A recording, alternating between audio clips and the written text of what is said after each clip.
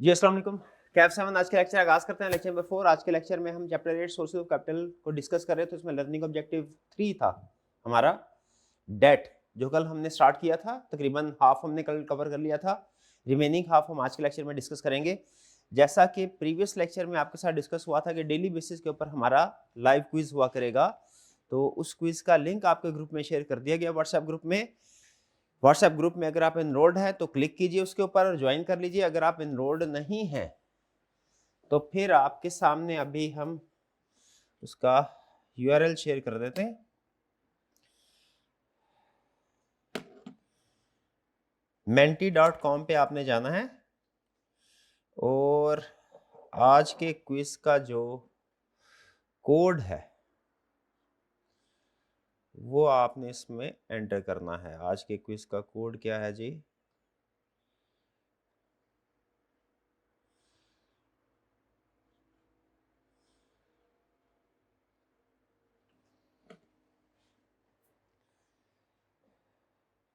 $6907-8671 कल शेयर किया था ना आपके साथ। menti.com मोबाइल पे जाइए, मोबाइल या लैपटॉप कंप्यूटर जो भी आपके सामने। menti.com साइट पे जाना है आपने। आज के क्विज का कोड है 6907-8671 जी। CRN लिखिए सबसे पहले अपना। CRN लिखिए, क्वेश्चन बाद में पढ़ना है, पहले CRN लिखिए। लिख लिया जी CRN? चलिए पहला क्वेश्चन।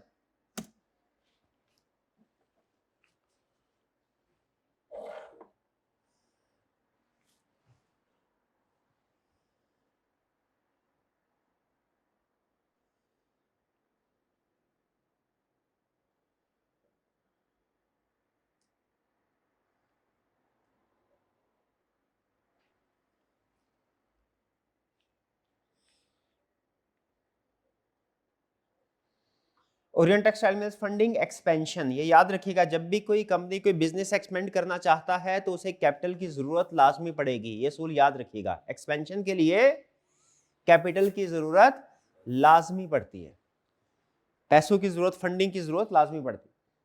कह रहा है which statement best explain why debt suits this objective. बताइए डेट इसके लिए सूटेबल क्यों है, क्यों सूटेबल है?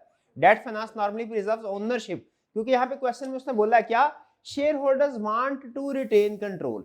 ये सबसे अहम जो बात उसने क्वेश्चन में कही है ना, जिसकी बेस पे हमने फैसला करना है, वो ये है क्या? Share holders want to retain control. तो जब डेट की ऑप्शन में आप जाते हैं तो उसमें बताइए क्या कंट्रोल रिटेन रहता है एग्जिस्टिंग शेयर होल्डर्स के पास? यस, कंट्रोल डाइल्यूट नहीं होता। इसलिए पहले हमारे करेक्ट ऑप्शन कौन सी हुई? ए। कोई प्रॉब्लम इसमें? आगे चलते हैं, नेक्स्ट क्वेश्चन 2।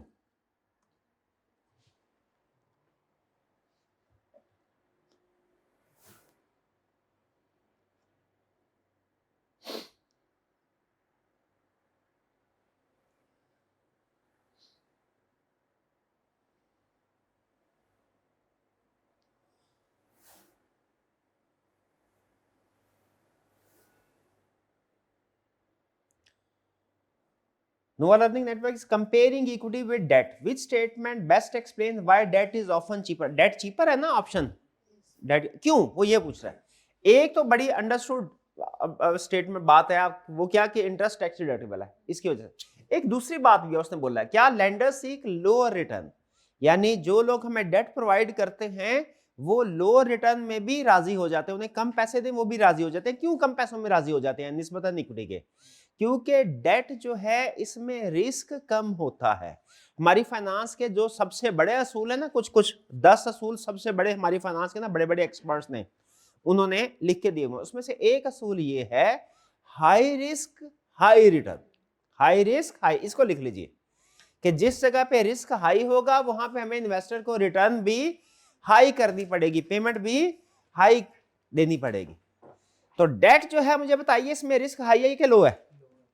डेट में रिस्क लो है। शाबाश। क्यों बोला? हमने ये स्टडी किया था क्योंकि इनको तो पेमेंट मिलनी है, और अगर पेमेंट नहीं देंगे कोर्ट में जाके लिक्विडेटर पॉइंट कर देंगे, कंपनी को वाइंड अप कर देंगे। तो डेट शेयर होल्डर की निस्बत डेट होल्डर निस्बतन सिक्योर्ड होते हैं, इसीलिए वो कम रिटर्न में भी, रिस्क कम है तो कम रिटर्न में भी राजी हो जाते हैं। इसलिए डेट में नॉर्मली कॉस्ट कम है। दो रीजन हमारे सामने आ गए, डेट में कॉस्ट कम क्यों होती है, डेट चीपर ऑप्शन क्यों है, नंबर 1 इंटरेस्ट टैक्स डिडक्टिबल है, और दूसरा इसमें रिस्क कम है इन्वेस्टर के लिए। शाबाश, सबने ठीक जवाब दिया। आगे चलते हैं नेक्स्ट।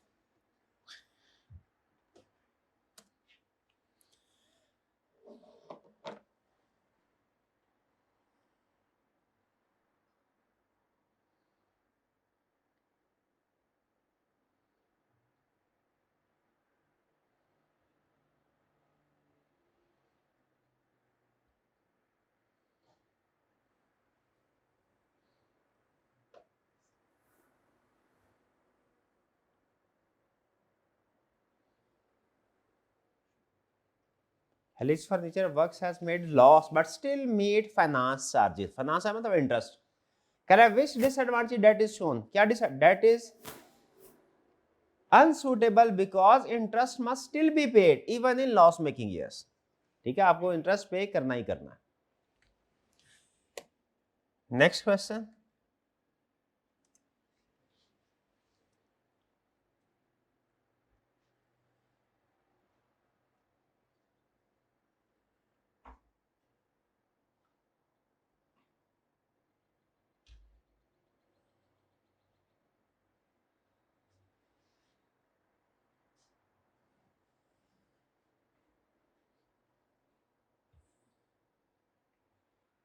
जी कंपनी ने डिफॉल्ट किया इंटरेस्ट पेमेंट में, तो इस सूरत में इन्वेस्टर के लिए कौन सा एडवांटेज रेलिवेंट है, वो हाँ जी, वो लिक्विडेटर अपॉइंट करवा के कंपनी को वाइंड अप करा सकते हैं। ठीक है, इससे फायदा क्या होगा उनको, क्रेडिटर्स को, जब वो कंपनी को वाइंड अप करे। कंपनी के जो वाइंड अप किया जाता है या कंपनी को खत्म किया जाता है, कंपनी को लिक्विडेट किया जाता है, तो कंपनी के सारे एसेट्स बेच के फिर उसके बाद क्रेडिटर को पेमेंट कर दी जाती है। तो क्रेडिटर को इस चीज से गर्ज नहीं है कंपनी चले कि ना चले, क्रेडिटर को इस चीज से गर्ज है हमारा लोन, हमारी अमाउंट हमें वापस मिल जाए। तो वो कोर्ट इंश्योर करता है कि इनको वापस मिले।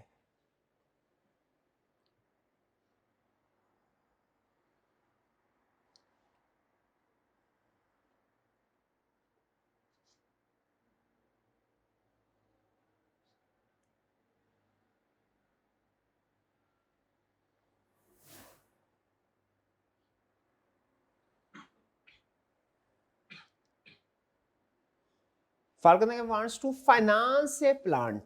फाइनेंस ए प्लांट का मतलब क्या है, फाइनेंस ए प्लांट का मतलब ये है हमने प्लांट कंस्ट्रक्ट करना है, उसके लिए पैसे चाहिए, फाइनेंस अरेंज करना। ठीक है, फाइनेंस अरेंज करना, पैसे कहां से आएंगे।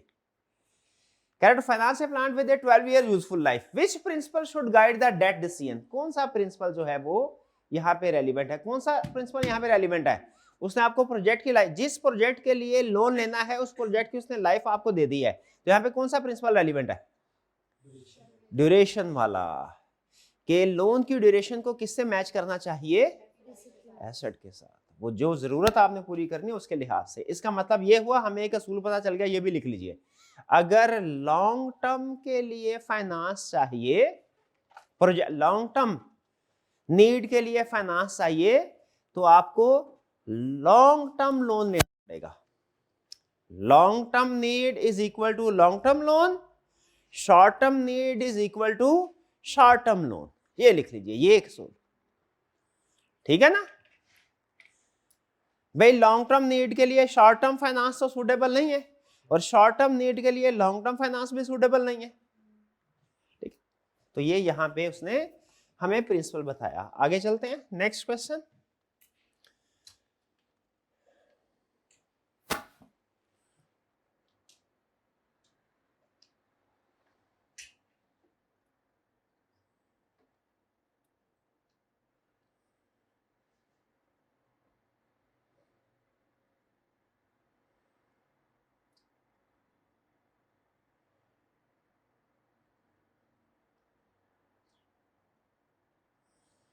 Fixed rate and floating rate, हाँ ये कंसेप्ट भी कल डिस्कस हुआ था।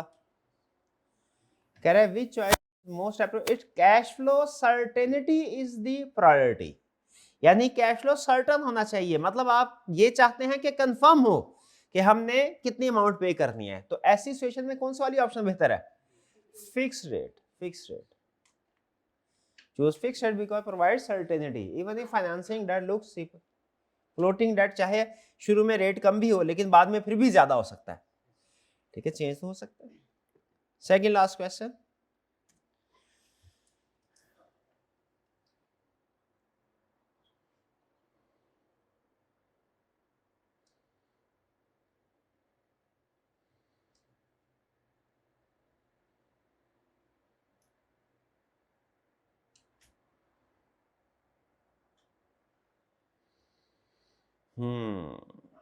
ये थोड़ा सा सोचना पड़ेगा आपको कि ये फिक्स चार्ज है या फ्लोटिंग चार्ज है।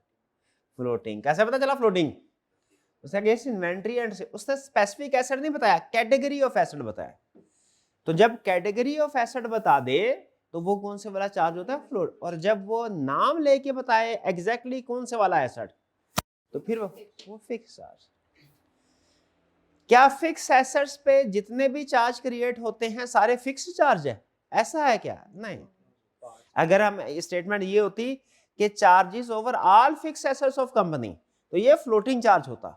अगर स्टेटमेंट होती चार्ज ओवर 4 कनाल property of company situated on Mall Road तो ये कौन सा चार्ज होता? फिर ये फिक्स चार्ज होता। शाबाश, ठीक है जी।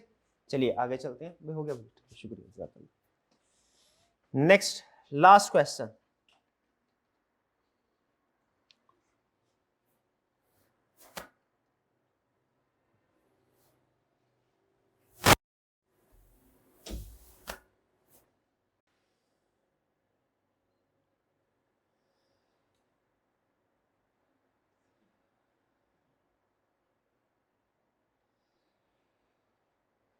रिकॉर्ड प्रॉफिट हुआ लेकिन डेट बॉन्ड होल्डर मतलब जिन्होंने डिबेंचर्स लिए हैं, जिन्होंने बॉन्ड, वो फिर भी खुश नहीं है। वो क्यों खुश नहीं है?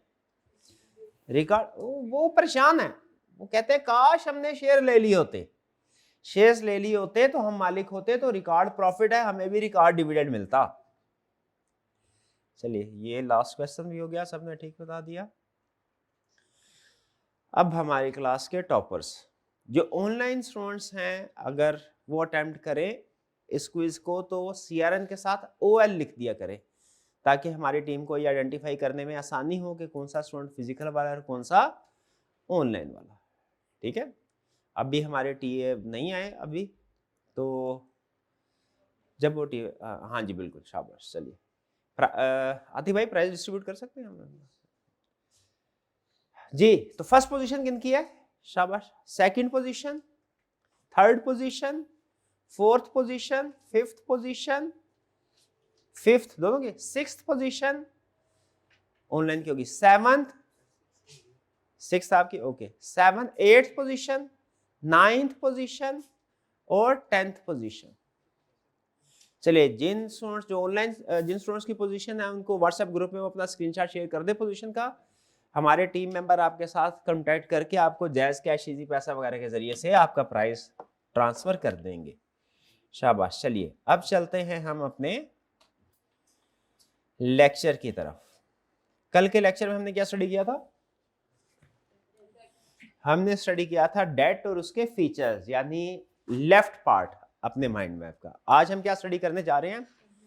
राइट साइड, ठीक है। डिफरेंट एग्जांपल्स है डेट कंपोनेंट्स की और उनको हम डिस्कस करेंगे।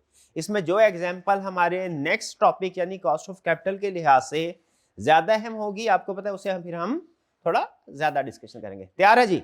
लेकिन उससे पहले प्रीवियस लेक्चर में से कोई क्वेश्चन पूछना चाहते हैं पूछ लीजिए। शाबाश। कुछ नहीं पूछना? सब ठीक है, सब अच्छा है, ओके। कैलकुलेटर कितने स्टूडेंट्स के पास है? शाबाश, सामने रखे जी जी। High gearing ratio, high gearing का मतलब क्या है? गियरिंग का मतलब है बोरोइंग, लोन लेना। जिस कंपनी ने ज्यादा लोन लिया होगा हम कहेंगे ये हाईली गियर्ड कंपनी है। जिस कंपनी ने कम लोन लिया होगा हम कहेंगे ये लो गियर्ड कंपनी है, ठीक है। अच्छा मुझे बताइए कौन सी वाली कंपनी ज्यादा बेहतर है, हाईली गियर्ड या लो गियर्ड? लो गियर्ड। उसकी दो रीजन है। पहली रीजन तो यह है कि जिस कंपनी ने लोन कम लिया होता है ना, बैंक उसको प्रेफर करते हैं कि इसको हम लोन दें। जिसने ज्यादा लोन लिया होता है ना कंपनी, उसके पास फर्दर फाइनेंसिंग की ऑप्शंस कम होती है। जैसे पाकिस्तान ने लोन लेना हो, जर्मनी ने लोन लेना हो, वर्ल्ड बैंक भाग के आएगा, IMF भाग के आएगा। पाकिस्तान ने लोन लेना हो, वो कहेंगे भाई रहने दो, सुकून करो अभी। क्यों भला?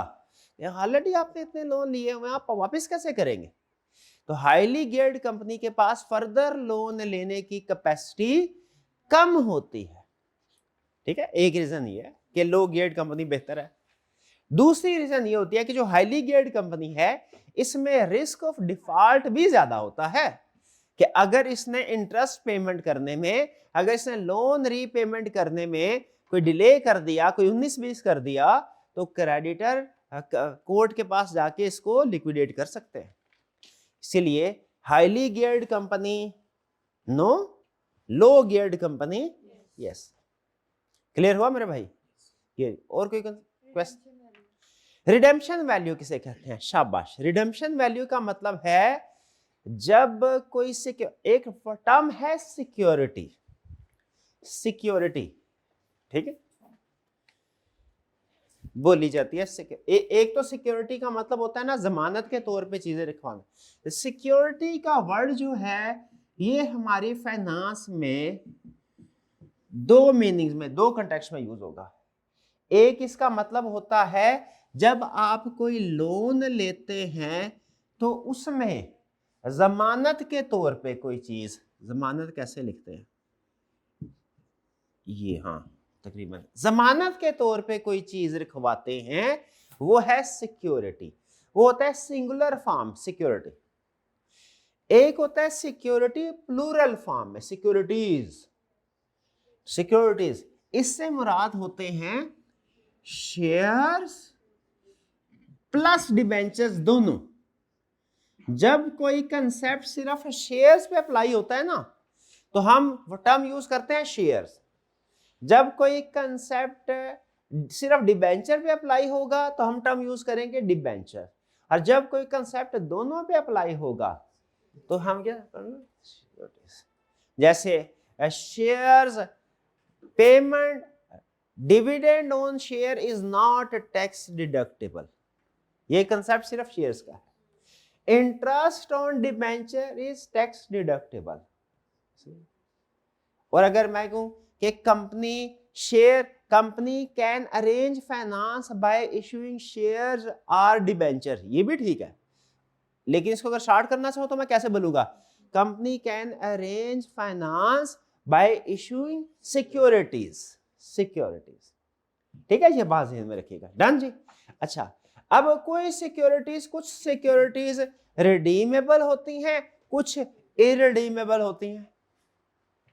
रिडीमेबल सिक्योरिटी, इरिडीमेबल सिक्योरिटी कौन सी है? जो कंपनी ने एक दफा इशू कर दी, कंपनी कहती है अब वापस मेरे पास ना आना, जाओ मार्केट में जाओ, एक दूसरे को खरीद फरोख्त करते रहो, मैं वापस नहीं लेने। ये होते हैं इरिडीमेबल। हमारे जो ऑर्डिनरी शेयर्स होते हैं ये क्या होते हैं? इरिडीमेबल। ठीक है। और एक होती है सिक्योरिटीज रिडीमेबल। रिडीमेबल कौन सी होती है? जो कंपनी को वापस की जाए, जो कंपनी वापस खरीदेगी। जो कंपनी कहती है ठीक है भैया आज मुझे पैसों की जरूरत है, मुझे पैसे दीजिए, मैं आपको सिक्योरिटी इशू करते हूं, लेकिन 5 साल के बाद आप वापस मेरे पास आ जाइएगा, सिक्योरिटी मुझे वापस कर दीजिएगा मेरी, मैं आपको पैसे दे दूंगा। ठीक है, ये है रिडीमेबल। डिबेंचर्स भी रिडीमेबल हो सकते हैं, प्रेफरेंस शेयर्स भी रिडीमेबल हो सकते हैं। शेयर की दो टाइप्स है ना, ऑर्डिनरी शेयर, प्रेफरेंस शेयर। पता है कि नहीं पता? शेयर की दो टाइप्स नहीं पता, अभी पता चल गया। शेयर्स की दो टाइप्स होती हैं, ऑर्डिनरी शेयर और प्रेफरेंस शेयर। फर्क क्या है दोनों में? फर्क इस सब्जेक्ट के लिहाज से एक ही है। क्या? ऑर्डिनरी शेयर्स इरिडीमेबल होंगे, प्रेफरेंस शेयर्स रिडीमेबल भी हो सकते हैं, इरिडीमेबल भी हो सकते हैं। डन जी। तो यहां पे हमने ये सीखा कि जो सिक्योरिटीज हैं, सिक्योरिटीज यानी शेयर और डिबेंचर, ये रिडीमेबल भी हो सकती हैं और इरिडीमेबल भी। शाबाश, इरिडीमेबल भी हो सकते हैं। अगर सिक्योरिटी रिडीमेबल है ना, तो इसकी जो कैश फ्लो स्ट्रीम होती है वो 3 तरह की होती है। वो 3 तरह की की। यानी इसको थोड़ा सा अब मैं विजुअलाइज करने के लिए टाइमलाइन के जरिए से एक्सप्लेन करता हूं। अगर रिडीमेबल सिक्योरिटी है तो उसमें आपको 3 तरह के कैश फ्लोज मिलते हैं, 3 तरह के। एक होगा इनिशियल, कि भैया मैंने 500 रुपया अभी दिया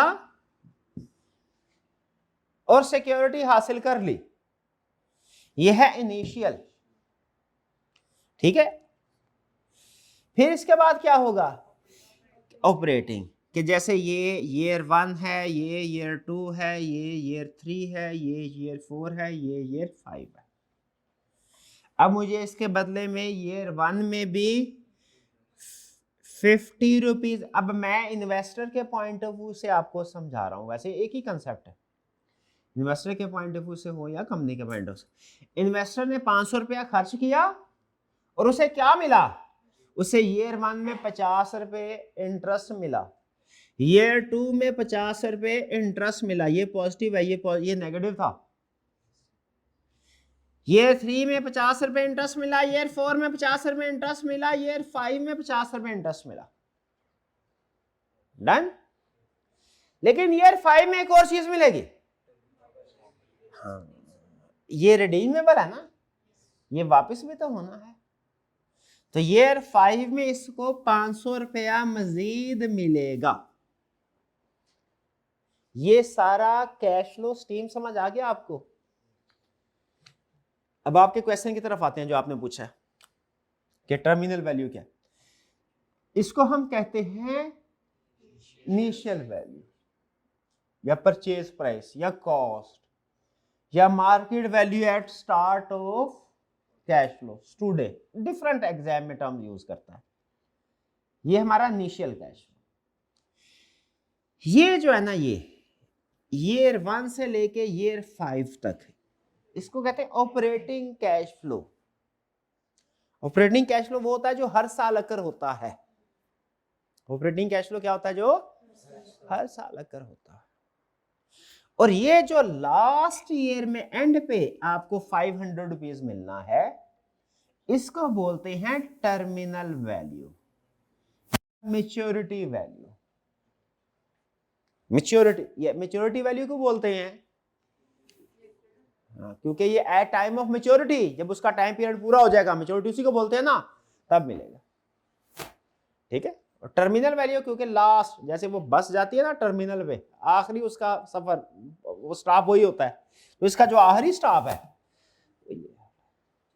डन जी, कुछ समझ आया आपको? चलिए, अच्छा मुझे ये बताइए, अब मैं थोड़ा, क्योंकि नेक्स्ट टॉपिक भी पढ़ना है हमने, तो मैं उसके पॉइंट ऑफ से 2-3 क्वेश्चन को सामने रखते पूछ रहा हूं आपसे। ये बताइए, है ये सारे ही कैश फ्लो, ये इनफ्लो है कि आउटफ्लो? ये ऑपरेटिंग इनफ्लो है आउटफ्लो? टर्मिनल वैल्यू इनफ्लो है आउटफ्लो? इनफ्लो। शाबाश। अगर मैं आपसे कहूं कि मुझे प्रेजेंट वैल्यू कैलकुलेट करके दे, मुझे इस सारे प्रेजेंट वैल्यू कैलकुलेट करके दे, आप कैसे कैलकुलेट करेंगे? आप सारे कैश फ्लो की प्रेजेंट वैल्यू कैलकुलेट कर देंगे और कहेंगे सर ये इस सिक्योरिटी की प्रेजेंट वैल्यू है, इसकी भी प्रेजेंट, इसकी भी, इसकी भी, इसकी भी, इसकी भी। और थोड़ा सा अगर आपका दिमाग शातिर है ना, कि थोड़ा सा आपने पीछे जो सीखा है वो याद है, तो आप कहेंगे सर इसकी अलग अलग तो नहीं मैं प्रेजेंट वैल्यू कैलकुलेट करूंगा, क्योंकि अगर सेम हो एनुअल कैश फ्लोज तो फिर हम एन्युटी का फार्मूला लगाते हैं। तो याद रखिएगा, कुछ क्वेश्चंस में ऑपरेटिंग कैश फ्लो सेम होंगे, कुछ क्वेश्चंस में ऑपरेटिंग कैश फ्लो डिफरेंट होंगे। तो आपने प्रेजेंट वैल्यू कैलकुलेट करनी है तो कैसे कैलकुलेट करनी है?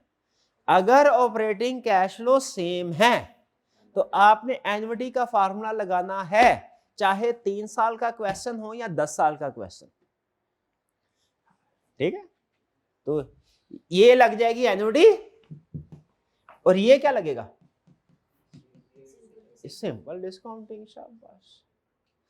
जब आप इसकी ऑपरेटिंग, अब थोड़ा सा जरा समझिएगा, ऑपरेटिंग कैश फ्लो की प्रेजेंट वैल्यू कैलकुलेट करें और टर्मिनल वैल्यू की भी प्रेजेंट वैल्यू कैलकुलेट करें, तो हम कहेंगे ये टोटल हमें फायदा होना है, हमें कैश मिलना है इस सिक्योरिटी से, उसको कहते हैं प्रेजेंट वैल्यू। और एक टर्म होती है net present value. Net present value क्या है? जब टोटल प्रेजेंट वैल्यू से क्या करे, माइनस कर दे इनिशियल वैल्यू, तो आ जाएगी नेट प्रेजेंट वैल्यू। ठीक है, प्रेजेंट वैल्यू और नेट प्रेजेंट वैल्यू में फर्क समझ आया? अब फाइनेंस के मैंने आपको बताया था ना, दुनिया में 10 असूल हैं, वो कहते हैं 10 असूल जिसने समझ लिए ना वो फाइनेंस का एक्सपर्ट हो गया, चाहे कोई किताब पढ़ी या नहीं पढ़ी उसने, इससे फर्क नहीं पड़ता। पहला असूल आपको क्या बताया था? High risk high return. दूसरा असूल भी सुन लें, आज की क्लास में दूसरा असूल भी आ गया। क्या? दुनिया में याद रखिए, किसी भी एसेट की, दुनिया में किसी भी हर एसेट की एक कीमत है। दुनिया में हर एसेट की एक कीमत है, और वो कीमत क्या है? उस एसेट के जितने भी कैश फ्लोज हैं उसकी प्रेजेंट वैल्यू। ठीक है, अब मैं ज्यादा डिबेट में नहीं जाना चाहता, वरना हर चीज की वैल्यू है, हर चीज की वैल्यू। अच्छा मुझे बताइए, समझाने के लिए, दो भाई हैं, दो कजन है, एक ने बीए शुरू कर दिया, एक ने सीए शुरू कर दिया। जिस दिन उन्होंने एडमिशन लिया, एक ने बीए में दूसरे ने सीए में, आप उनकी प्रेजेंट वैल्यू कैलकुलेट, अंदाजा लगा सकते हैं, अंदाजा लगा सकते हैं। बताइए किसकी प्रेजेंट वैल्यू ज्यादा होगी? हालांकि उसमें अनसर्टेनिटी फैक्टर ज्यादा है, लेकिन रिटर्न भी तो ज्यादा है ना। हाई रिस्क है तो सही, रिटर्न भी तो हाई है। तो ये याद रखिएगा, वैल्यू ऑफ एनी, लिख ले, value of any security is equal to value of any security, चाहे शेयर हो चाहे डिबेंचर हो। ये दूसरा सबसे बड़ा असूल है ना। Value of any security is equal to present value of all cash flows, present value of all cash flow. इसको कोई अंडरलाइन कर ले, डब्बा शब्बा बना ले इसमें। इसके ऊपर सोचे क्या कह रहा है कि किसी भी, आपने किसी भी कंपनी के शेयर की, किसी भी कंपनी के डिबेंचर की वैल्यू कैलकुलेट करनी है, कैसे करेंगे? प्रेजेंट वैल्यू किसकी? पूरा जवाब of all cash flow. All cash flow से मुराद पता है क्या है? कि ऑपरेटिंग कैश फ्लो भी ऐड करो और टर्मिनल भी, टर्मिनल भी। प्रेजेंट वैल्यू बोला, नेट प्रेजेंट वैल्यू नहीं बोला। ठीक है जी, ये भी आएंगी चीजें। अभी तो थोड़ा सा शायद आपको मुश्किल लग रहा होगा एडवांस, वो तो उन्होंने पूछा टर्मिनल वैल्यू मेच्योर, तो मैंने कहा बहाने से एक्सप्लेन कर दूं, आज के लेक्चर का हिस्सा था ये, आगे चल के एक्सप्लेन करना था, सवाल आया मैंने लिंक कर दिया। ये समझ आ गया आपको? ये इसको छोड़े ऊपर समझ आया कि नहीं आया? ये चीज समझ आ गई कि नहीं आ गई? ये है डन जी। चलिए और कोई क्वेश्चन? और नोट्स मैंने उनको दिए थे कि डिस्ट्रीब्यूट करवाने के लिए, बेटी ये आता है तो आपको डिस्ट्रीब्यूट कर देता है, मेरा ख्याल है। जरा पूछें कहाँ है टीए। चलिए अब चले आगे। आज हम स्टडी करने जा रहे हैं components of debt. Different components हैं, अहम दो ही हैं, बॉन्ड्स और बैंक लोन। और बॉन्ड ही की एक टाइप है कन्वर्टिबल बॉन्ड, ये भी अहम है। बाकी वारंट्स सिर्फ सिंपल थ्योरेटिकल कंसेप्ट एमसीक्यूज में टेस्ट कर ले, may be short term debt instrument MCQs में टेस्ट कर सकता है, lease as alternative of traditional debt financing MCQs में टेस्ट कर सकता है। हमारे एग्जाम क्वेश्चन में जो कॉस्ट ऑफ कैपिटल का क्वेश्चन होगा उसमें कौन सा कंसेप्ट टेस्ट करेगा? बैंक लोन करेगा। और कौन सा करेगा? बॉन्ड या डिबेंचर या लोन स्टॉक करेगा। और कौन सा करेगा? Convertible bond. वारंट नहीं, अमूमी तौर पे करता, एक्सपेक्टेड भी नहीं है कि नहीं करेगा, नहीं करेगा। शॉर्ट टर्म डेट इंस्ट्रूमेंट और लीज, ये एमसीक्यूज के लिए सिर्फ कंसेप्ट। स्टार्ट करें जी। और मेरा ख्याल है तकरीबन इन सारे ही इंस्ट्रूमेंट के साथ आप ऑलरेडी फेमिलियर होंगे, कहीं ना कहीं शायद I2 भी, कोई पीआरसी में कोई कंसेप्ट पढ़े होंगे, और कहीं भी ना पढ़े, अकाउंटिंग में तो जरूर पढ़े होंगे। भाई बैंक लोन के बारे में जानते हैं ना क्या है? चलिए आइए जरा इजी टू डिफिकल्ट चलते हैं। वैसे तो सारी इजी है लेकिन कंपैरेटिवली। सबसे पहले बैंक लोन। बैंक लोन क्या है? बैंक के पास गए, लोन लिया, ये बैंक लोन है। ठीक, बैंक लोन शॉर्ट टर्म का हो सकता है, मीडियम टर्म का हो सकता है कि लॉन्ग टर्म का हो सकता है, तीनों हो सकते हैं। ज्यादातर जो हमारे कॉस्ट ऑफ कैपिटल में लाएगा वो लॉन्ग टर्म लोन या मीडियम टर्म लोन होगा। उसने कहा होगा 3 साल के लिए, 5 साल के लिए। इसमें जो सबसे अहम बातें हैं ना, देखिए जो उसने क्या लिखा हुआ है वो तो अभी हम डिस्कस करेंगे, लेकिन जो सबसे अहम बातें हैं पहले वो एक चीज आपने हमेशा याद रखनी है, क्या कि जो बैंक लोन है इसमें जो इंटरेस्ट पे करेंगे वो क्या होगा, वो टैक्स डिडक्टेबल होगा। वो क्या होगा, ये बात याद रखनी है। और दूसरी बात जो याद रखनी है ना वो ये कि बैंक लोन की मार्केट वैल्यू नहीं होती है, मार्केट में सेल परचेज नहीं होता। ये आपकी प्राइवेट बैंक के साथ ट्रांजैक्शन है। देखें, आप पैसे इकट्ठे कर सकते हैं, फाइनेंसिंग कर सकते हैं बैंक से लोन लेके भी, शेयर इशू करके भी, डिबेंचर इशू करके भी। ऐसे ही है, शेयर और डिबेंचर के जरिए भी फाइनेंसिंग हो सकती है, बैंक से लोन भी ले सकते हैं। लेकिन शेयर और डिबेंचर जो होते हैं ना, ये स्टॉक एक्सचेंज में सेल परचेज हो रहे होते हैं, इनकी मार्केट वैल्यू होती है। बैंक लोन की मार्केट वैल्यू नहीं हो। भाई जितने का लोन लिया वही इसकी वैल्यू समझे, समझे ये कंसेप्ट। दो लोन में आपको सिर्फ दो बातें मैंने बताई हैं। नंबर 1 इंटरेस्ट टैक्स डिडक्टेबल है, और नंबर 2 ये स्टॉक एक्सचेंज में सेल परचेज नहीं होता। ये दो बातें समझ आई। आइए जरा देखते हैं वो क्या कहता है। कहता है ये मीडियम टू लॉन्ग टर्म के लिए नॉर्मली लिया जाता है, शॉर्ट टर्म के लिए भी लिया जाता है, लेकिन उसको थोड़ा सा हम डिफरेंट बाजू का नाम देते हैं, रनिंग फाइनेंस का नाम दे देते हैं उसको। मीडियम और लॉन्ग टर्म, ये क्विक है। क्विक है जी, कैसे क्विक है फटाफट बताएं। 2-3 मीटिंग में डील डन हो जाती है। शेयर और डिबेंचर इशू करते हैं ना जो बाबा, लंबी चौड़ी लीगल रिक्वायरमेंट्स है, कॉन्फिडेंशियल है, मतलब चुप चुपीते आप बैंक से लोन ले सकते हैं। शेयर या डिबेंचर इशू करके पैसे इकट्ठे करने हो ना, वो तो अखबारों में इश्तेहार देना पड़ा, सारी दुनिया को पता चलता है ये गरीब हो गए हैं, इनको पैसों की जरूरत है। जबकि बैंक से लोन चुपके से किसी को पता भी नहीं चलेगा। कोलैटरल देना पड़ता है। कोलैटरल मतलब सिक्योरिटीज। ये सिक्योरिटी किस कंटेक्स्ट में यूज हुआ है, जमानत के तौर पे। सिक्योरिटी के दो मीनिंग है ना, एक है जमानत के तौर पे कोई चीज हासिल करना, और एक क्या है, कह रहा है बैंक लोन में और लोन स्टॉक मतलब डिबेंचर मतलब बॉन्ड। थ्योरेटिकली उसने उनमें फर्क बताया थोड़ा बहुत।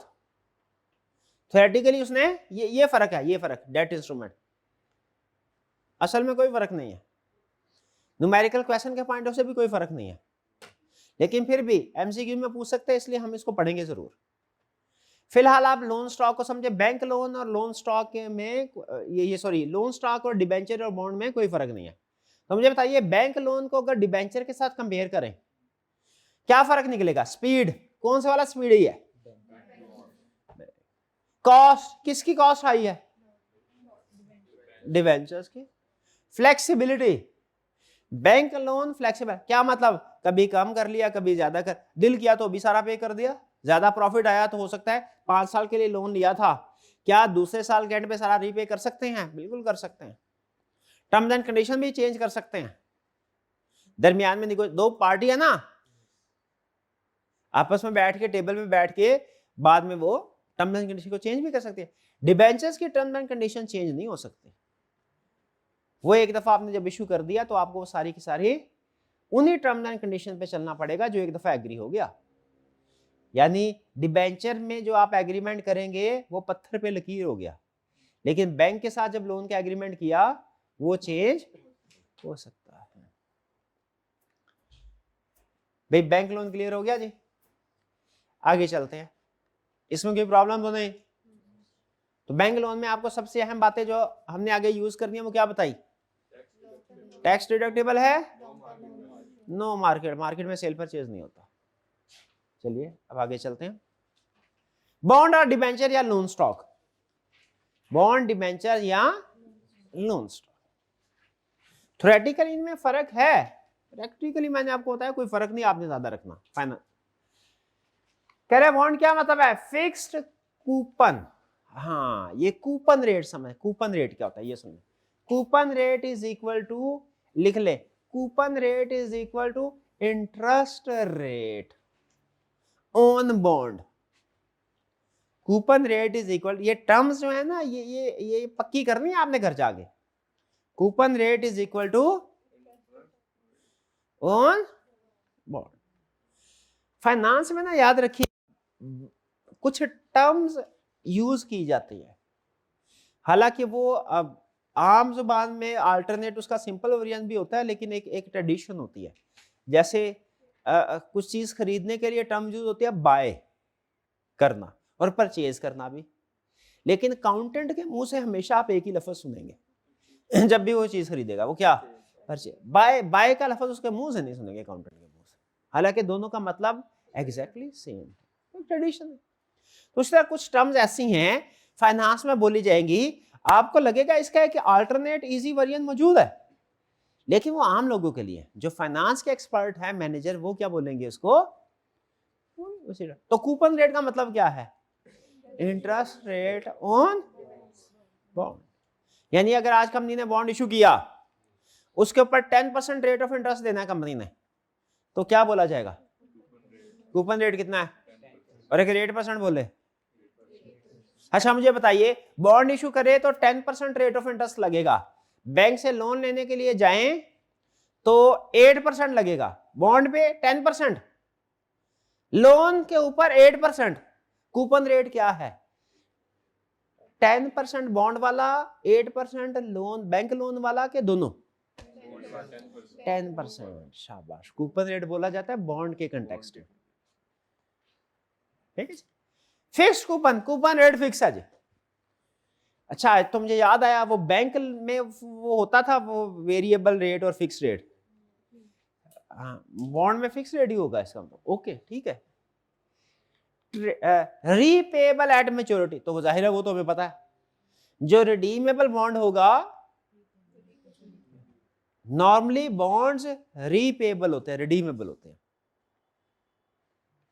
कोई इतराज तो नहीं आपको बॉन्ड के रीपेबल होने पे। अमूमी शेयर्स इरिडीमेबल है, ऑर्डनरी, और डिबेंचर्स नॉर्मली रिडीमेबल। लेकिन ये 100% बात नहीं है, नॉर्मली शेयर इरिडीमेबल होता है, लेकिन कुछ शेयर रिडीमेबल भी होते हैं, जैसे प्रेफरेंस शेयर। और नॉर्मली बॉन्ड रिडीमेबल होते हैं, लेकिन कुछ बॉन्ड इरिडीमेबल भी होते हैं। एग्जाम में जो दे दिया उसने हमारी किस्मत, हम दोनों ही। अच्छा, बॉन्ड की कुछ उसने टाइप्स हमें बताई है, कुछ टर्म। सीबी होता है commercial paper. Commercial papers, commercial paper का मतलब क्या है, अगर एक कंपनी 1 साल से कम अरसे के लिए सिक्योरिटी इशू करे और पैसे ले, 1 साल से कम अरसे के लिए, उसे क्या बोलते हैं, कमर्शियल। एक कंपनी ने समझ लीजिए बॉन्ड इशू किया और उसका मैच्योरिटी पीरियड 3 महीने 6 महीने है, उसको फिर हम बॉन्ड का नाम नहीं देते, क्या नाम देते हैं, कमर्शियल पेपर। Commercial paper. अगर कंपनी ने कोई सिक्योरिटी इशू की, कंपनी ने मैच्योरिटी उसकी 1 साल से कम है, क्या नाम देंगे उसे, अगर कोई सिक्योरिटी इशू की, उसका मैच्योरिटी पीरियड 1 साल से ज्यादा और 5 साल से कम है, उसे क्या नाम देंगे, लोन। और अगर कोई बॉन्ड इशू की, अगर सिक्योरिटी इशू की, उसका टेन्योर 5 साल से ज्यादा है, 5 से 20 साल, तो उसे क्या कहेंगे भला, बॉन्ड्स, ठीक है। अगर वो सिक्योर्ड है, यहां पे लिखा होगा अगर वो सिक्योर्ड है, सिक्योर्ड भी हो सकता है बॉन्ड और अनसिक्योर्ड भी हो सकता है। अगर वो सिक्योर्ड है तो उसे हम नाम देते हैं बॉन्ड का, और अगर वो अनसिक्योर्ड है तो हम उसे नाम देते हैं डिबेंचर्स का। फिर से, सिक्योरिटी इशू की 1 साल से कम के लिए है, क्या नाम देंगे, 1 से 5 साल के दरमियान में है, लोन नोट्स, और 5 साल से ज्यादा है तो वो बॉन्ड भी हो सकती है, डिबेंचर भी। अगर सिक्योर्ड है तो बॉन्ड, और अनसिक्योर्ड है तो, ठीक है।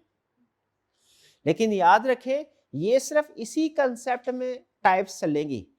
नेक्स्ट चैप्टर में जाके ना हमारे लिए डिबेंचर और बॉन्ड एक ही चीज हो जाएंगे, लोन स्टॉक हो, डिबेंचर हो, बॉन्ड हो, एक ही चीज हो जाएंगे। अगले चैप्टर में चल के सेम हो जाएंगे। हाँ, अगर एमसीक्यूज में उसने पूछा भाई बॉन्ड और डिबेंचर में क्या फर्क है, कौन से वाला से, तो फिर याद रखिएगा, ठीक है। फिर से क्विकली, 1 साल से कम अरसा सिक्योरिटी, 1 से 5 लोन स्टॉक, और 5 साल से ज्यादा है तो सिक्योर्ड है तो बॉन्ड, अनसिक्योर्ड है तो डिबेंचर। कोई प्रॉब्लम आगे? लेकिन अगले चैप्टर में चल के आपने ये नहीं कहना कि सर ये तो बॉन्ड जो है वो 4 साल है इसका मैच्योरिटी, और इसने बॉन्ड क्यों लिखा है, इसको लोन स्टॉक लिखना चाहिए था। उसकी मर्जी है, क्वेश्चन में जो भी लिख दिया उसने। डन जी, आगे चलते हैं। Types of bond, deep discount bond. अब ये थोड़ी ना फाइनेंस सीख रहे हैं ना, तो टर्म्स भी सीखनी पड़ेगी उसकी। जैसे अकाउंटिंग सीखा तो डेबिट क्रेडिट की टर्म सीखी ना, शुरू में थोड़ी प्रॉब्लम करती थी, लेकिन अब तो आप उसके साथ कंफर्टेबल है? उसी तरीके से फाइनेंस सीख रहे हैं ना, तो कुछ नई नई टर्म्स आएंगी, शुरू में आपको लगेगा शायद ये अजीबोगरीब सी है, लेकिन जैसे जैसे आगे चलते जाएंगे आप उनके साथ कंफर्टेबल होते जाएंगे। डीप डिस्काउंट बॉन्ड, देखें जो कोई सिक्योरिटी इशू करते हैं ना, ये सिक्योरिटी आपने नोट किया, ये जो बॉन्ड था रिडीमेबल था, इसकी इनिशियल वैल्यू क्या थी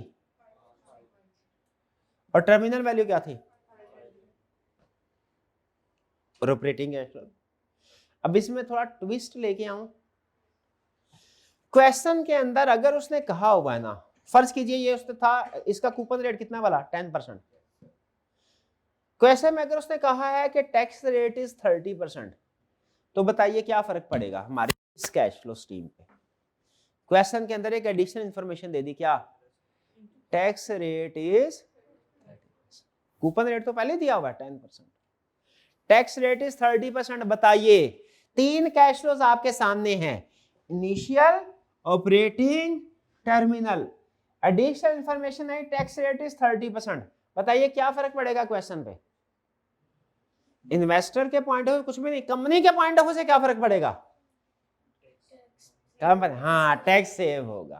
कंपनी के पॉइंट ऑफ व्यू, हम ज्यादातर कैलकुलेशन किसके पॉइंट ऑफ व्यू से करते हैं? कंपनी के पॉइंट ऑफ व्यू से।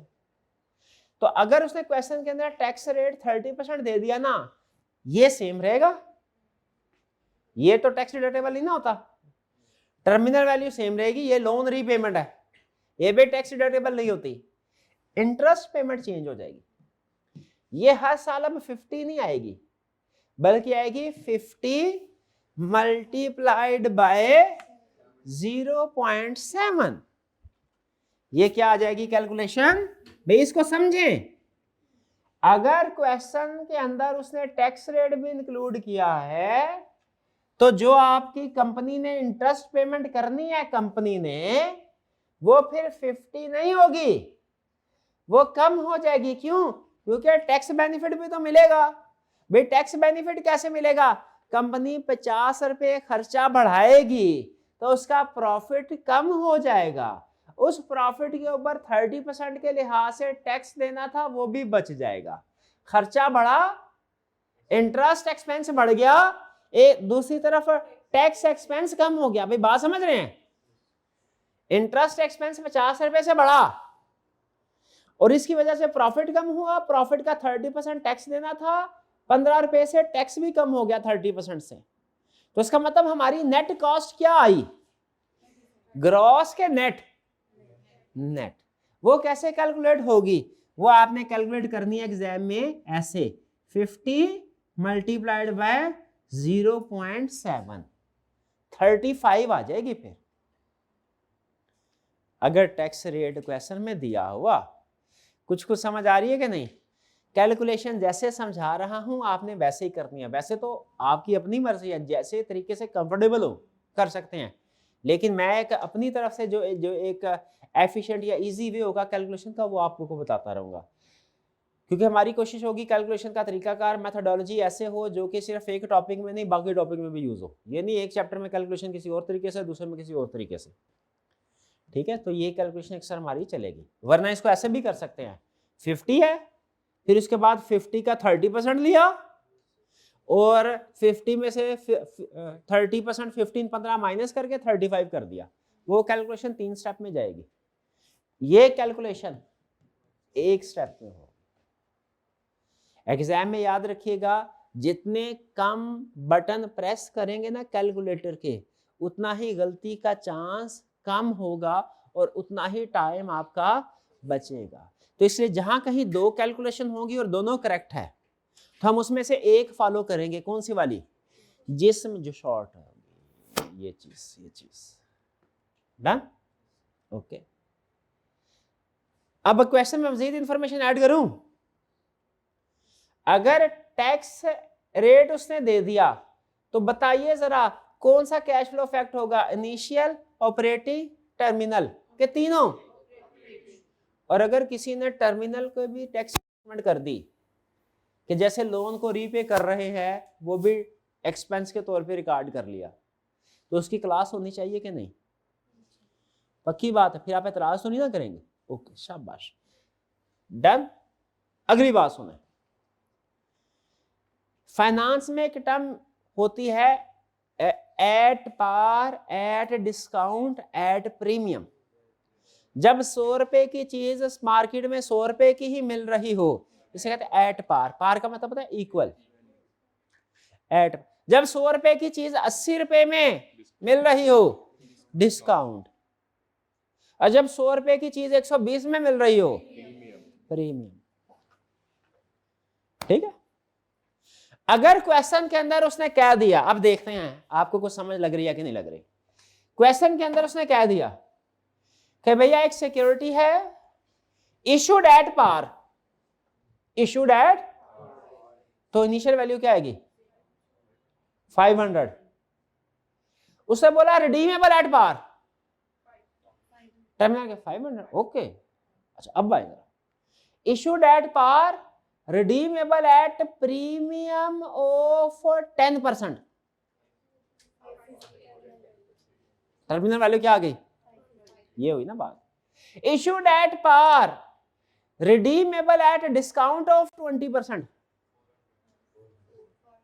400, साथ हो गया। अच्छा, इशूड एट डिस्काउंट ऑफ 10%, कौन सी वाली 450, ये वाली के वो इनिशियल।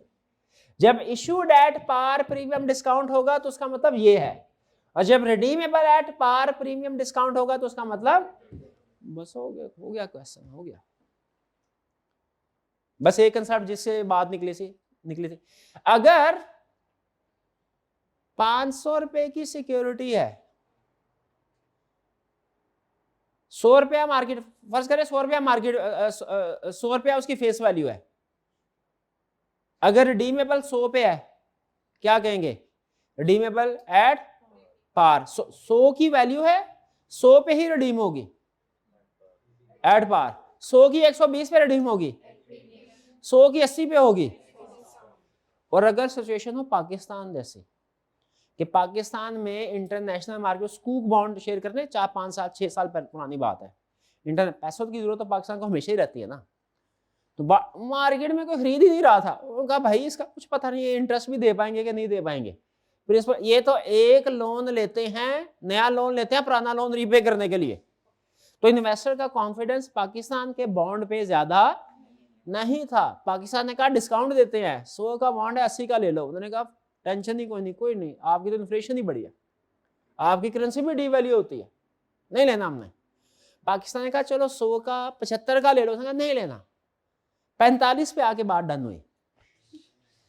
अगर कोई कंपनी बॉन्ड इशू करे लेकिन उसकी रेपुटेशन इतनी ही फारग हो कि इन्वेस्टर तैयार ना हो, तो फिर याद रखिए उसे डिस्काउंट पे इशू नहीं करते, उसे डीप डिस्काउंट पे इशू करते हैं। किस पे, डीप डिस्काउंट, नाम से ही जाहिर है डीप डिस्काउंट मतलब very discount, very much discount.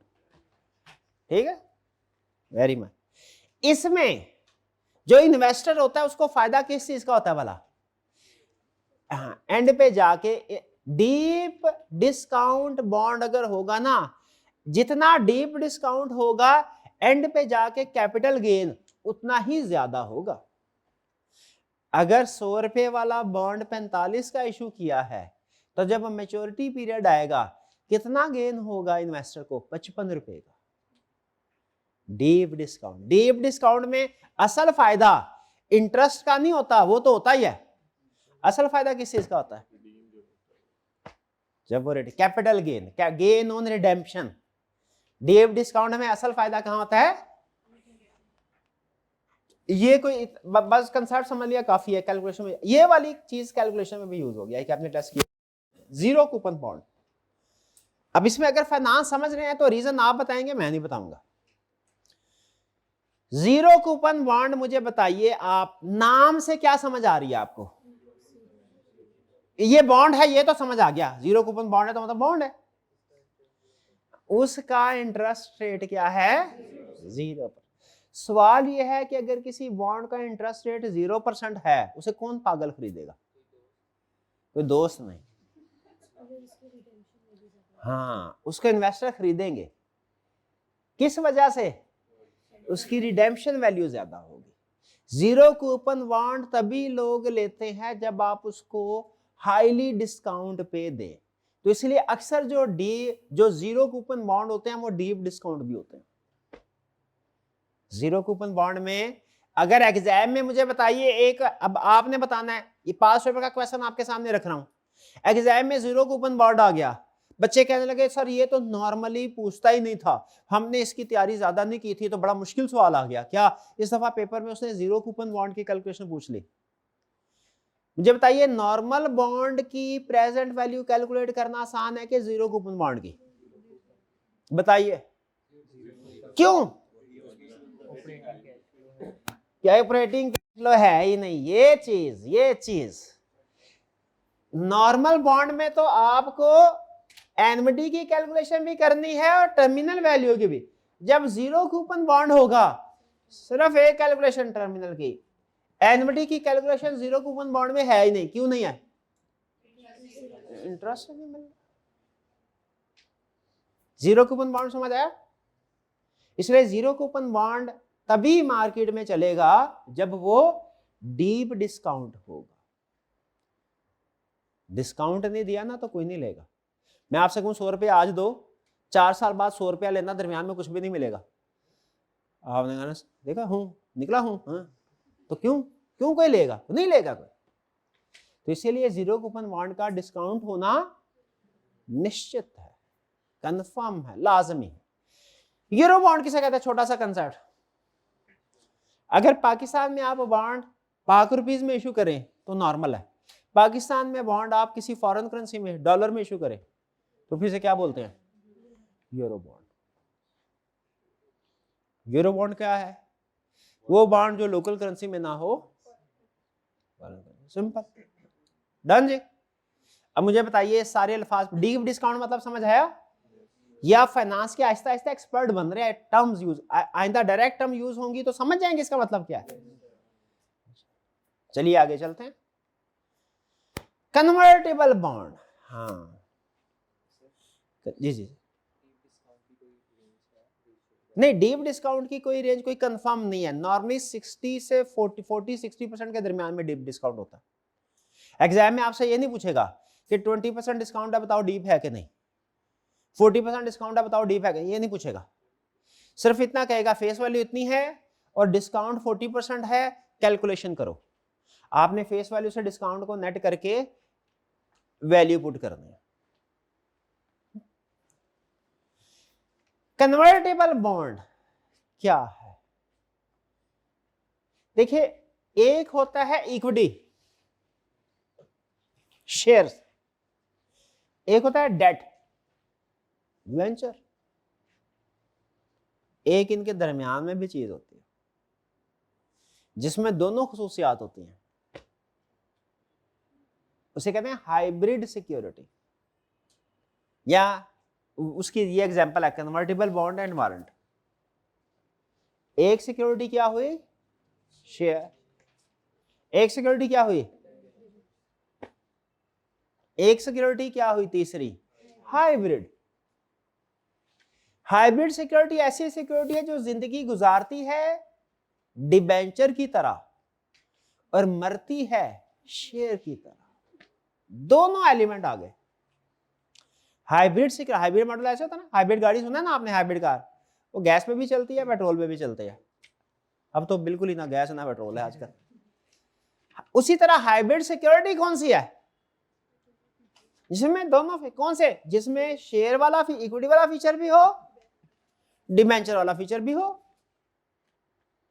जिंदगी को हाइब्रिड सिक्योरिटी जिंदगी गुजारेगी कैसे, डिबेंचर की तरह, और मरेगी कैसे। आइए जरा इसको समझते हैं, इसका क्या मतलब है। बाज़ औक़ात ऐसा होता है कंपनी डिबेंचर इशू करती है ना, पैसों की जरूरत होती है, पैसों की जरूरत है। जैसे फर्ज कीजिए, आपको प्रैक्टिकल साथ साथ ना हल्का सा एग्जांपल चेंज करके ना, किताब की एग्जांपल से हटके प्रैक्टिकल भी लेसन बिल्ड कर देते हैं। प्रैक्टिस में आप जाएंगे, आपके पास बड़ी ऑप्शन होगी जब आप क्वालिफाई कर जाएंगे इंशाल्लाह, कि आपने जॉब करनी है कि अपना बिजनेस करना। ठीक है, अगर आपने जॉब का फैसला किया, फाइनेंस के असूल जो सीखे हैं, जो बड़े बड़े एक्सपर्ट उन्होंने बताया, उसके मुताबिक बता रहा हूँ, आगे होगा क्या कल का मुझे नहीं पता।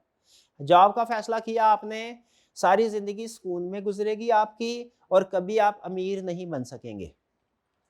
जिंदगी सुकून से गुजरेगी, अमीर नहीं बन सकेंगे, क्योंकि कोई टेंशन नहीं है, बिजनेस चले ना चले हमें तो तनख्वाह मिल जानी है। और अगर आप फैसला करेंगे नहीं अपना बिजनेस करना है, जिंदगी में टेंशन होगी, लेकिन आप अमीर भी बन जाएंगे। एलन मस्क ने एक दफा कहा, भाई मैं एक दिन में 16 घंटे काम करता हूं, एक पोस्ट की उसने, और फिर भी आप मुझे समझते हैं मैं बड़ा खुश नसीब हूं। मैंने कहा भाई ऐसे बदनसीब हैं आप, तो थोड़ा थोड़ी बदनसीबी थोड़ी सी है। क्या है, काम ज्यादा कर, देख 16 आम वर्कर 16 घंटे तो काम नहीं करता, वो तो 8 घंटे भी नहीं करता, सैलरीड पर्सन होता है, तो 3-4 घंटे इफेक्टिवली होते हैं। ठीक है, क्यों, क्योंकि उसका अपना काम नहीं। तो इसीलिए जो है वो आपके पास ऑप्शंस होंगे, चाहे अपना काम करें चाहे बिजनेस की तरफ जाए। अच्छा, बात निकली कहां से थी, कौन सी बात थी हमारी, हाइब्रिड में, हाइब्रिड। हाँ, तो जब आप अपना काम फर्ज कीजिए स्टार्ट किया ना, तो चूंकि आपने तो सारी उम्र पढ़ा है, चार्टर्ड अकाउंटेंट बन गया, पैसा नहीं होगा।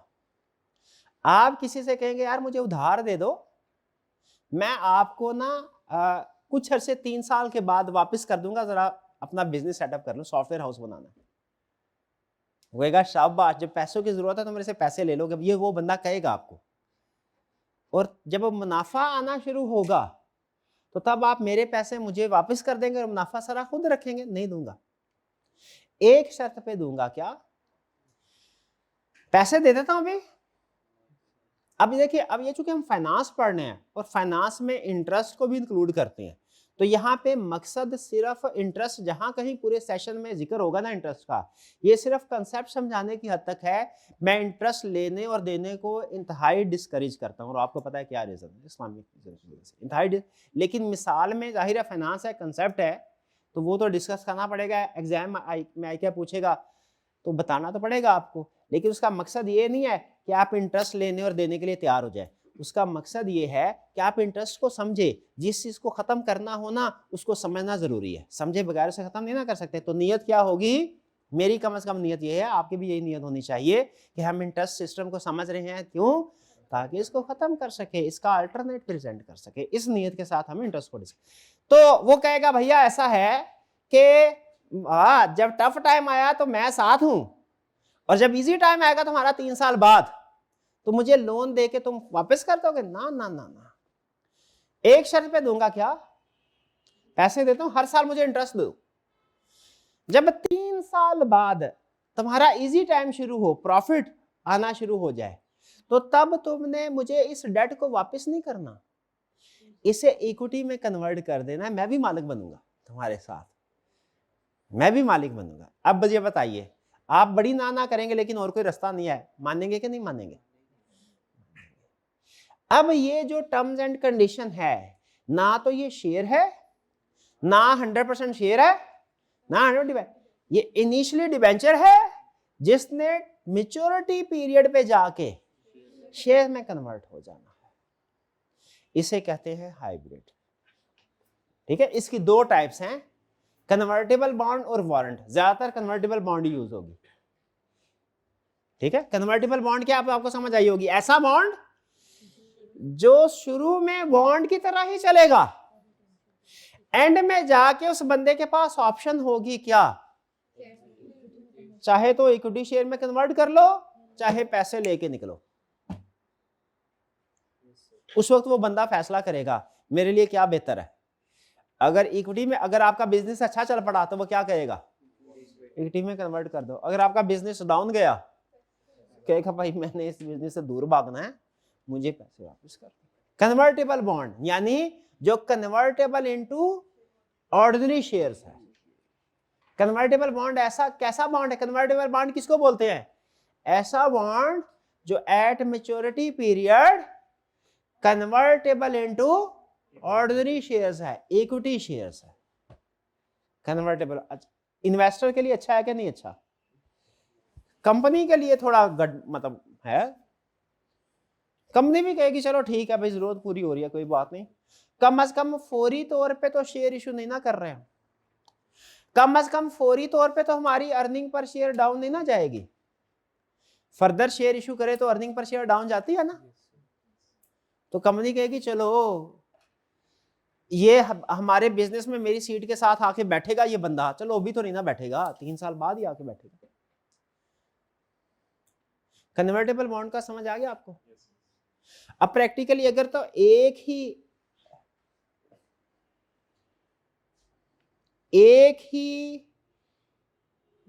कभी आपने सिनेमा की टिकट देखी है, कभी गए हो या वैसे कभी पार्किंग लॉट, वहां पार्किंग में तो वो उसके 2 हिस्से होते हैं, एक अपने पास रखता है, चेकबुक के समझ लें, चेकबुक के 2 हिस्से होते हैं, एक अपने रिकॉर्ड के लिए, एक बैंक के लिए। अगर तो कन्वर्टेबल बॉन्ड का एक ही हिस्सा है, ठीक है, तो उसे बोलते हैं कन्वर्टेबल बॉन्ड हाइब्रिड का। और अगर 2 हिस्से हैं, डिबेंचर वाला अलग और ऑप्शन अलग सेल हो सकती है, तो उसे बोलते हैं हाइब्रिड। ये थोड़ा टेक्निकल कंसेप्ट है, इसकी टेक्निकलिटीज में जाने की जरूरत नहीं है, सिर्फ इतना ध्यान में रखें हाइब्रिड सिक्योरिटी ऐसी सिक्योरिटी होती है जिसमें डिबेंचर वाला एलिमेंट भी है और एट द एंड शेयर वाला एलिमेंट भी है। अगर तो डिबेंचर और शेयर्स दोनों को इकट्ठा मिला लें तो उसे बोलते हैं हम उसे, यानी जब आपने बेचना है तो दोनों चीजें इकट्ठी बिकेंगी, इसको बोलते हैं हम कन्वर्टेबल बॉन्ड। और अगर डिबेंचर वाला हिस्सा अलग बेचना है, कन्वर्जन वाला हिस्सा अलग बेचना है, इसको बोलते हैं वारंट। ज्यादा टेक्निकल जाने की जरूरत नहीं है, सिर्फ इतना याद रखें क्या, हाइब्रिड सिक्योरिटी ऐसी सिक्योरिटी है, सम अप कर रहा हूं, हाइब्रिड सिक्योरिटी ऐसी सिक्योरिटी है जिसमें डिबेंचर वाला एलिमेंट भी है और शेयर वाला एलिमेंट भी है। दोनों को इकट्ठा करें तो कन्वर्टेबल, दोनों को अलग अलग करें तो वारंट। अब इकट्ठा करने से क्या मुराद है, अलग अलग करने से क्या मुराद है, इसको छोड़ दे, इसको छोड़ दे, ठीक है जी। ये भाई का कैलकुलेटर है, 2 हिस्से हैं, अगर ये इकट्ठा ही बिकेगा जब भी बिकेगा कन्वर्टेबल बॉन्ड। और अगर कहते हैं ये वाला हिस्सा अलग बेचूंगा, ये वाला हिस्सा, ये है राइट टू रिसीव इंटरेस्ट, ये है right to convert into shares, कह रहा है ये हिस्सा अलग बेचूंगा, ये हिस्सा अलग बेचूंगा, तो इसको क्या बोलेंगे। भाई ये बात समझ आ गई, बॉन्ड क्या होता है समझ आया आपको, डीप डिस्काउंट, थोड़ा सा टेक्निकल कंसेप्ट्स हैं लेकिन मेरा ख्याल ओवर बर्डन नहीं हुए होंगे। Okay, short term debt instrument, short term की भी कुछ टाइप्स है। शॉर्ट टर्म क्या, ओवरड्राफ्ट। ओवरड्राफ्ट क्या है, ये था बैंक लोन, मीडियम टर्म, जब बैंक से लोन लें लंबे अरसे के लिए इसे कहते हैं बैंक लोन, और छोटे अरसे के लिए लें जैसे 2, 4, 5 महीने के, 1 साल से कम अरसे के लिए, इसे क्या बोलते हैं, short term loan, running finance या ओवरड्राफ्ट। ये तो काउंटिंग में ही पड़ा होगा, ओवरड्राफ्ट को करंट लायबिलिटी में लेके जाना है और लॉन्ग टर्म लोन को नॉन करंट में लेके जाना है, ये वही है। ट्रेड क्रेडिट क्या है, उधार पे चीजें खरीदना, ये भी एक तरह से डेट ही है, उधार पे चीज, शॉर्ट टर्म है ये चीज। CD certificate of deposit, commercial paper और सर्टिफिकेट ऑफ डिपॉजिट और T bill, treasury bill 100% same है, 1 मिनट, 99% सेम है। फिर से कमर्शियल पेपर और सर्टिफिकेट ऑफ डिपॉजिट, सीडीज मतलब सर्टिफिकेट ऑफ डिपॉजिट, और T bill, treasury bill 99% same है। फर्क क्या है? कमर्शियल पेपर कंपनी इशू करे वही कागज, तो उसे बोलेंगे commercial paper. Company short term के लिए पैसे ले, उसे क्या बोलेंगे? Commercial paper. एक बैंक सिक्योरिटी इशू करे शॉर्ट टर्म बेसिस पे, उसे क्या कहेंगे? हाँ, सीडी, सर्टिफिकेट ऑफ डिपॉजिट। और अगर गवर्नमेंट सिक्योरिटी इशू करे शॉर्ट टर्म के लिए, इसे क्या बोलते हैं? Treasury bill, T bills, treasury bills. ठीक है। कमर्शियल पेपर क्या है? Secure, short term security issued by company. Certificate of deposit क्या है? Short term security issued by bank. और ट्रेजरी बिल क्या है? Short term security issued by. आखिरी बात अगर याद रह जाए आपको तो रख लीजिएगा, ट्रेजरी बिल में एक खास बात है, क्या? इसमें रिस्क ऑफ डिफॉल्ट 0% है। कमर्शियल पेपर में फिर भी थोड़ा बहुत रिस्क ऑफ डिफॉल्ट है, बैंक में फिर भी थोड़ा बहुत रिस्क ऑफ डिफॉल्ट है। ट्रेजरी बिल में रिस्क ऑफ डिफॉल्ट तकरीबन लगभग 0% है, लगभग 0। क्यों? क्योंकि गवर्नमेंट ने इशू किया। और आपको पता है जो गवर्नमेंट की सिक्योरिटीज होती हैं, गवर्नमेंट पे करती है। कभी गवर्नमेंट के साथ लेन देन करना है ना, तो दो चीजें ध्यान में रखिएगा। गवर्नमेंट के साथ आपका पैसा कभी बैड डेट नहीं होगा, और दूसरी चीज कभी आपको पैसे टाइम पे नहीं मिलेंगे, हमेशा मिले जाएंगे, डिले हो। ठीक है।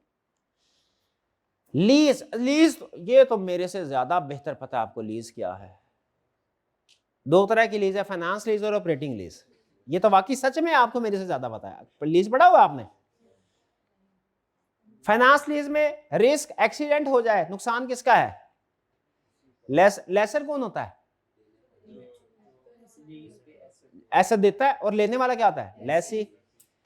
फाइनेंस लीज में एक्सीडेंट हो जाए तो नुकसान या रिस्क किसका है? और ऑपरेटिंग में लेसर का। किसकी टर्म्स एंड कंडीशन लॉन्ग होती हैं? वो 75% ऑफ लाइफ से ज्यादा होता है, यही होता है, अभी भी यही रूल है, 75% ऑफ लाइफ। हाँ, अगर लीज टर्म 75% ऑफ लाइफ या उससे ज्यादा हो तो फाइनेंस लीज होती है। हमारे जमाने में हमने याद किया था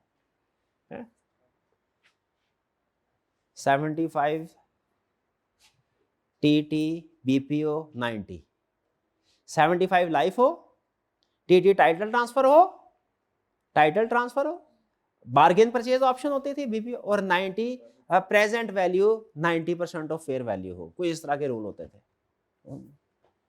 रटे लगाए हो ना, 20 साल बाद भी याद करे हो, याद आ जाता है, ऐसे याद है। चलिए, टर्म और ओनरशिप क्या है? बार्गेन परचेज ऑप्शन है। ऑपरेटिंग में ओनरशिप ट्रांसफर नहीं होती, ऑपरेटिंग लीज में। फाइनेंस लीज में हो सकती है, ऑप्शन दी जाती है। ऐसी को चाहे कर ले चाहे ना। अच्छा, ये एंड में कुछ एग्जाम टिप्स हैं, ये तो जरूर हमने पढ़नी है। एग्जाम टिप्स क्या है? वैल्यू ऑफ एनी सिक्योरिटी, ये तो मैंने आपको लिखवाया है, is equal to present value of its future cash flow. और zero coupon bond gives no periodic interest, आपको कोई इंटरेस्ट नहीं मिलना, ये भी लिखा। लास्ट क्या है? कन्वर्टेबल बॉन्ड्स में बिकम इक्विटी। सारी बातें पढ़ी है, लेकिन ध्यान इसलिए एंड में लिखी है, ये आगे चल के खास तौर पे यूज होनी है। डन जी। मुझे बताइए इस स्लाइड पे, इस लेक्चर माइंड मैप के ऊपर जितने भी कंसेप्ट हैं, सारे लफ्ज आपको क्लियर है, कंफर्टेबल है इनके साथ? चले, नोट्स दे दिए, उसमें अगर कोई उम्मीद तो है कि कोई नई टर्म नहीं आएगी, लेकिन अगर आए भी तो आपने परेशान नहीं होना। आपने कहना ये अगर इतनी अहम होती ना तो माइंड मैप में आ चुकी होती। ठीक है। अव्वल तो कोई नई टर्म आएगी, अगर आ गई तो क्या करेंगे? कल पूछ लेंगे। नहीं, अब आप छोटे बच्चे नहीं है जो उंगली पकड़ के चले। आप एआई के दौर में है, चैट जीपीटी पे जाएं, टक करके उनसे पूछे भैया ये लिखा है मेरे सर को नहीं आता, आप बताएं आप ये क्या है, वो आपको समझा देगा। फिर आपने कहना है explain with the help of example, वो भी समझा देगा। फिर आपने लिखना है explain with the help of numeric example. क्या लिखना है? वो फिर न्यूमेरिक एग्जाम्पल के साथ भी समझा देगा। ठीक है। अगर फिर भी ना हो तो फिर कल आके पूछ लीजिएगा। पहले कोशिश कर, खुद मसला है ना, मसला है, आप प्रोफेशनल है ना, पहले खुद उसको हल करने की कोशिश करनी है। खुद हल ना हो तो फिर जाहिर है उस्ताद तो है ही है। आपको होम असाइनमेंट दी गई है, ऐसा ही है, होम असाइनमेंट मिली है कि नहीं आपको? होम असाइनमेंट में क्या है? नहीं ये तो नहीं है, अच्छा वो होम असाइनमेंट तो किसी और जगह थी। ओके, ये क्वेश्चन आपके सामने रख रहे हैं, मुझे बताइए कि आप ये क्वेश्चन समझ आ रहा है आपको? A firm has issued 9% bonds, ये 9% क्या है भला? पार वैल्यू रुपीज में होती है, परसेंटेज में नहीं होती। ये रेट ऑफ इंटरेस्ट, किसी भी शेयर या डिबेंचर के साथ जब रेट ऑफ इंटरेस्ट लगा हो तो वो क्या होता है भला? Coupon rate. ये 9% कूपन रेट है। फेस वैल्यू कितनी है? 200। Due to be redeemed, redeemed से क्या पता चला? रिडीमेबल है एट ए प्रीमियम ऑफ 6%। इसका मतलब रिडीम किस पे होगा? 212। ये हुई ना बात, शाबाश शाबाश। इन 3 ईयर, 3 क्या है? years। ये कैश फ्लो 3 साल तक चलेंगे। Tax rate is 30%। इसका मतलब क्या हुआ? हर साल का जो इंटरेस्ट कैलकुलेट होगा वो क्या होगा? कैलकुलेट करके दे मुझे, मैं भी कैलकुलेट करता, आप कैलकुलेट से करें, मैं ज़बानी कलामी करने की कोशिश करता हूँ। पुराने ज़माने के लोग ज़बानी कलामी करें, उस्तादों ने कुछ तरीके सिखाए। तरीका क्या? सिंपल कैलकुलेशन, 9% है, 9 दूनी 18 हो जाएगा, 18 लेकिन 30% ये आ गया, 18 7 56 नहीं, 18 7 56 नहीं, 18 7 56 नहीं होता, फाड़े बोल गया। 18 5 90, 18 6 108, 18 7 126, 12.6%, 12.6% है। 12 भाई 12.6 अमाउंट आ गई। अमाउंट 12.6 क्यों आई? हालांकि 200 अगर फेस वैल्यू है, 9% उसका कूपन रेट है, ये तो आनी चाहिए 18 हर साल। ये 12 पॉइंट क्यों आ गई? टैक्स, क्योंकि 18 को मल्टीप्लाइड बाय 0.7 किया, 12.6। डन। तो इसका मतलब ये हुआ, नीचे उसने कैलकुलेशन की हुई है, और ये तो सीधी सी 12.6%। ठीक है, 9% ऑफ 200, उसको 70%। ये आ गया हमारा एनविटी के लिए। फिर उसने एनविटी कैलकुलेट कर ली। ये कौन सी वैल्यू है? इंटरेस्ट की प्रेजेंट वैल्यू। ये क्या है? टर्मिनल वैल्यू की प्रेजेंट वैल्यू। और ये क्या है? Total present value. ये दो हिस्सों में कैलकुलेशन क्यों हुई? इंटरेस्ट की प्रेजेंट वैल्यू अलग कैलकुलेट की है, टर्मिनल वैल्यू की अलग की है, और टोटल ऐड कर दिया। टर्मिनल वैल्यू 200 लेंगे ना, टर्मिनल वैल्यू क्या लेंगे? 208। ये चीज, ये छोटी मोटी गलती है जो आपने नहीं करनी। क्या गलती है? दो ही कॉमन गलतियां बच्चे करते हैं। क्या? जो एनुअल पेमेंट है उसके टैक्स एडजस्टमेंट नहीं करते, ग्रॉस ही ले लेते हैं। और दूसरी गलती क्या करते हैं? उसको प्रीमियम पे नहीं लेते टर्मिनल वैल्यू। टर्मिनल वैल्यू अगर उसने प्रीमियम डिस्काउंट वगैरह जो दिया उसके मुताबिक आएगी, और जो इंटरेस्ट की एनुअल पेमेंट है वो अगर टैक्स रेट दिया है तो नेट होके आएगी। डन जी। बाकी क्वेश्चन आपने शायद क्यूएम में भी किया होगा, पीआरसी में भी किया होगा, अकाउंटिंग में भी कई दफे किए होंगे, क्या नहीं किया हुए, लेकिन भूल गए होंगे। तो याद करवाने के लिए आज आपने असाइनमेंट करनी है, कर लेंगे? डन जी। चलिए आज का लेक्चर यहाँ पे खत्म करते हैं। अल्लाह हाफिज। ये अच्छा, एक क्वेश्चन स्टूडेंट ने पूछा है, मैंने कहा चले इसको भी लेक्चर का हिस्सा बना देते हैं। ये post tax cost of debt क्या है? ये डिस्काउंट रेट। शाबाश, जिस पे आपने सारी डिस्काउंटिंग करनी है। समझ गए हैं आप? ठीक है, चलिए आज का लेक्चर यहाँ खत्म करते हैं। अल्लाह हाफिज।